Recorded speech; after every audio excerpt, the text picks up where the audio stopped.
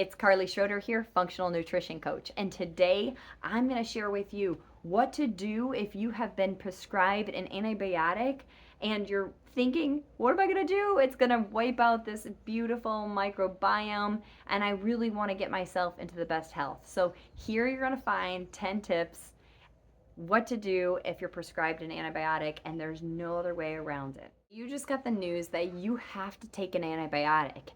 And you know from following this channel or hearing it from other places that an antibiotic's not great for your gut health. So here are the 10 things that you're going to do to help support and rebuild that microbiome after you've had to take this antibiotic. So the first thing is we are going to introduce a probiotic at the time you're also taking an antibiotic. And we want to do this away from the time that you're taking your antibiotic. So if you have to take it twice a day, morning and at night, then you're going to put your probiotic in the middle. And by doing this, you can actually avoid getting hit with other type of sicknesses that likely follows after you've taken an antibiotic, like C. diff. So by doing this and adding in the probiotics with the beneficial bacteria, it's going to help keep that in balance. The second thing that you're going to do is request a narrow spectrum antibiotic. So this is going to target the area, the bacteria, only in a specific area instead of a general antibiotic that would wipe out all of the good and bad bacteria. The third thing you're going to do is eat foods that's going to help support the microbiome. So think about it. Prebiotics, probiotic, resistant starches, especially resistant starches. So your green bananas, your legumes, this is the area that we want to put focus in to help feed the good bacteria that still exists in your gut. The fourth thing we're going to do is eliminate the starchy foods, the sweet foods, the processed foods, because these foods are actually going to feed the bad bacteria in the gut. So by removing the food that those bad bacteria would feed on, we allow and we continue to feed, number 3, the gut biome with the fermented food, with the prebiotics, with the probiotics. So we're feeding the good guys and we're starving the bad guys. So eliminate the processed food. It is mandatory if you want to repopulate the gut and get yourself back to a healthy place. The fifth tip is to eat a bunch of yeast fighting foods. And this is to prevent issues like candida. So you likely, after taking an antibiotic, would follow up with vaginal infections. If you're feeding the body these sugary foods, the yeast can just feed on it like it's a frenzy.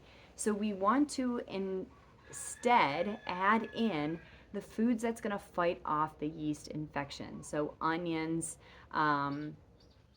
garlic, pumpkin seeds, coconut oil. These items are going to help prevent the yeast from going crazy. Next tip to consider is adding in some ginger tea. Making a ginger garlic. These teas are really nice and simple to do. So you're going to just take a clove of ginger, also turmeric, anti-inflammatory. We're going to add in a bunch of spices and roots that are going to help relax the digestive tract, so it reduces the gas and the bloating, and its anti-inflammatory properties are going to be helpful and healing for your gut. So next is using bentonite clay. And bentonite clay has been used in the medicinal world, and it has antifungal and antibacterial properties. So avoiding fungal infections that could follow up after taking a antibiotic and other issues that can come up, like staph infections after we have depleted the body from that healthy microbiome. Number 8, we want to support the liver. So yes, while we're supporting the GI tract, the stomach and the intestines, we also have to consider the liver, because the liver is in charge of detoxifying the body. So adding in leafy greens, kale, spinach, dandelion root, even mushrooms that help cleanse the liver is going to help you get yourself back on track and setting up your digestive tract for the best situation.